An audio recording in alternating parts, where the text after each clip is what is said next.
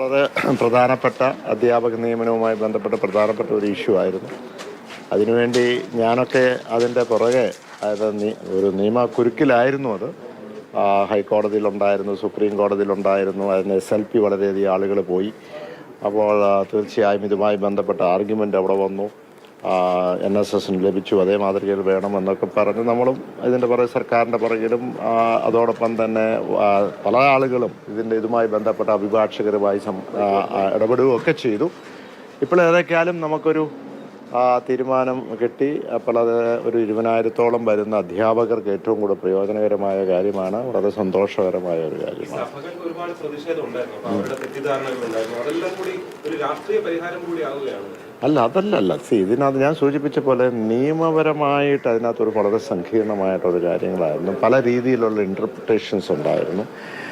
ഇപ്പോഴും നമുക്ക് ഇത് സബ്ജക്റ്റ് ടു ഈ പറയുന്ന സുപ്രീം കോടതിൻ്റെ വെളിറ്റിൻ്റെ അടിസ്ഥാനത്തിലാണ് സബ്ജക്റ്റ് ടു. അതങ്ങനെ അവിടെ നിൽക്കുകയാണ്. പക്ഷേ കഴിഞ്ഞ പ്രാവശ്യം എന്ത് പറ്റിയെന്ന് ചോദിച്ചാൽ നമുക്ക് പെട്ടെന്ന് അവിടുന്ന് ഒരു അനുകൂലമായ തീരുമാനം വരും എന്നുള്ളതാണ് ഉദ്ദേശിച്ചിരുന്നത്. പക്ഷേ അത് നീണ്ടുപോയി, ഏപ്രിൽ അപ്പുറത്തേക്ക് പോയി, 6 വീക്സിലേക്കൊക്കെ നീണ്ടു പോയി.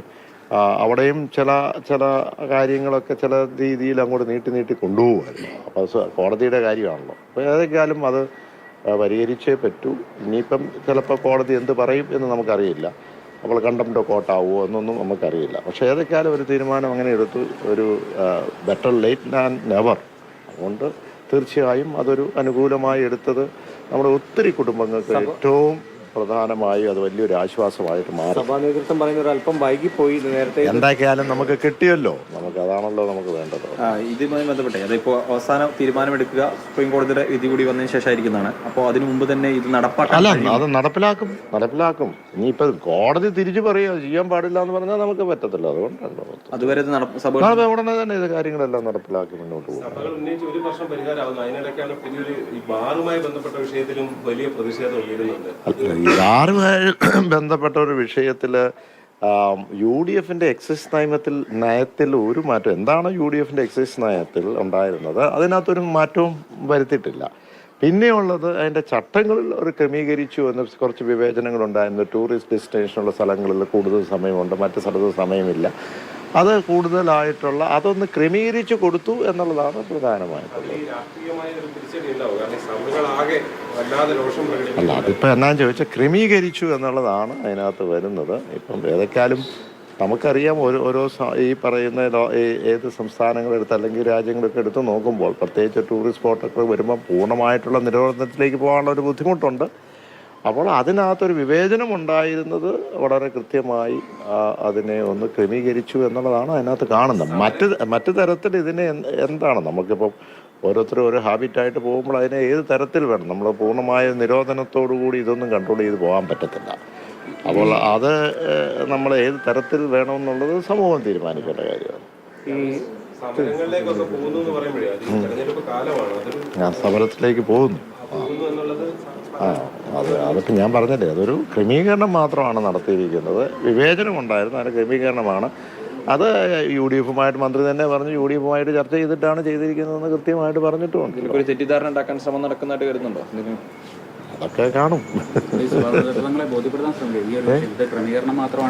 അല്ല, അത് കൃത്യമായിട്ട് മന്ത്രി തന്നെ പറഞ്ഞു, മീഡിയക്കകത്ത് പറഞ്ഞിട്ടുണ്ടല്ലോ, കൃത്യമായിട്ട് മന്ത്രി തന്നെ പറഞ്ഞിട്ടുണ്ട് എന്നുള്ളത്. പക്ഷേ VD സതീശൻ പറഞ്ഞ അങ്ങനെ ഒരു ഫോൺ കോൾ പോലും ഉണ്ടായിട്ടില്ല, എന്നെ ഞങ്ങളാരും വിളിച്ചിട്ട് ഞങ്ങളാരും ചോദിച്ചിട്ടില്ല. ഞാനിപ്പോൾ ആരെയും ചോദ്യം ചെയ്യുന്നൊന്നുമില്ല. ഇപ്പോൾ മന്ത്രി അങ്ങനെ പറഞ്ഞിട്ടുണ്ടെങ്കിൽ നമ്മൾ വിശ്വാസത്തിലെടുക്കുക. നാളെ കഴിഞ്ഞ് പാലായിൽ നടക്കുന്ന വികസന സന്ദേശ സദസ്സ് ഒരു തെരഞ്ഞെടുപ്പ് പ്രചാരണത്തിന് തുടക്കമായിരിക്കും. അല്ല, ഇതെല്ലാം തിരഞ്ഞെടുപ്പിൻ്റെ ഭാഗമായിട്ട് തന്നെ പോകും. അത് തിരഞ്ഞെടുപ്പിനെ പ്രയോജനപ്പെടും, അതിനൊന്നും സംശയമൊന്നുമില്ല.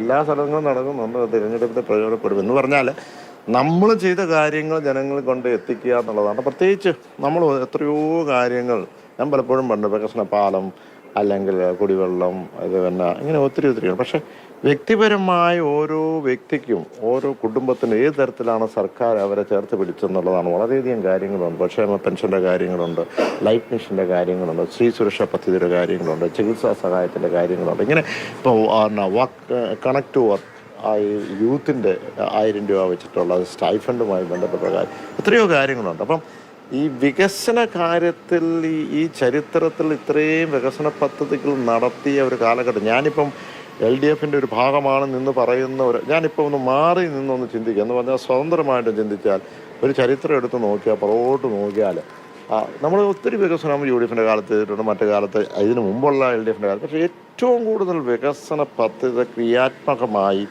അത് ഏറ്റവും പ്രയോജനകരമായി ചെയ്തിട്ടുള്ളത് ഞാൻ കരുതുന്നത് ഈ കഴിഞ്ഞ 5 വർഷക്കാലമാണ്.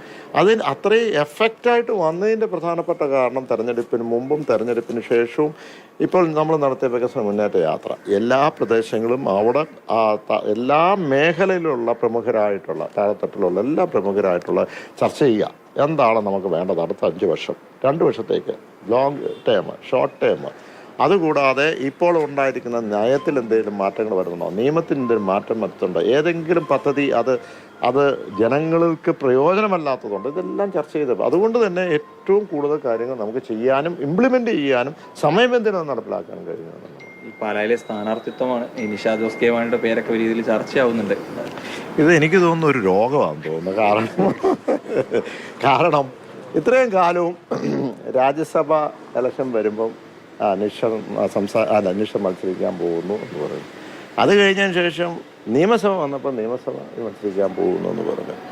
അപ്പോൾ അതിനുശേഷം പഞ്ചായത്ത് ഇലക്ഷൻ വന്നപ്പോൾ മുനിസിപ്പാലിറ്റിയിലാണ്ട് മത്സരിക്കാൻ പോകുന്നു എന്ന് പറഞ്ഞു. അപ്പോൾ ഇതൊരു രോഗത്തിൻ്റെ ഭാഗമായിട്ടാണ്. ഞാൻ നിശ്ചയിച്ച് മടുത്തു. ഇനി നിഷേധിക്കാൻ എനിക്ക് ആരോഗ്യമില്ല. ഇനി നിങ്ങൾ വല്ലതും മാറ്റി എന്തെങ്കിലും പിടിക്കുക, അതായിരിക്കും നല്ലത്. മത്സരിക്കില്ല അല്ല, നിങ്ങൾക്ക് ഇത് കണ്ടില്ല. അതാണ് ഞാൻ പറഞ്ഞു പ്രചരിപ്പിക്കുന്നതാണോ ഇങ്ങനെ ഒരു? അതാണെന്ന് എനിക്ക് തോന്നുന്നത്. അതിനകത്തൊരു ഭാഗം ഉണ്ടാവും, ഒരു നരേറ്റീവ്, അടുത്ത നരേറ്റീവ് കൊണ്ടുവരും. റോഷി പറഞ്ഞതിനൊക്കെ വ്യാഖ്യാനിക്കുകയാണ്. അത് മുൻകൂട്ടി കടത്തി പറഞ്ഞതാണ് ചെയർമാൻ മത്സരിക്കുമെന്നൊക്കെ, ഇതേ കടത്തി പറഞ്ഞാണെന്നൊക്കെ പറഞ്ഞ് വ്യാഖ്യാനിക്കുന്നുണ്ട് അതിനെ പല രീതിയിലേക്ക്.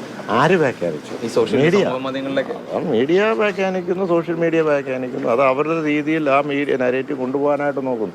ഏറ്റവും കൂടുതൽ നരേറ്റീവ് വരുന്നത് എവിടെയാണ്? പാലായിലാണ്. അതുകൊണ്ട് മീഡിയയ്ക്ക് ഏറ്റവും കൂടുതൽ ന്യൂസ് കിട്ടുന്നത് ഇവിടെയാണ്. അതുകൊണ്ട് സ്ഥിരമായിട്ട് ഇവിടെ ഉണ്ട് താൻ.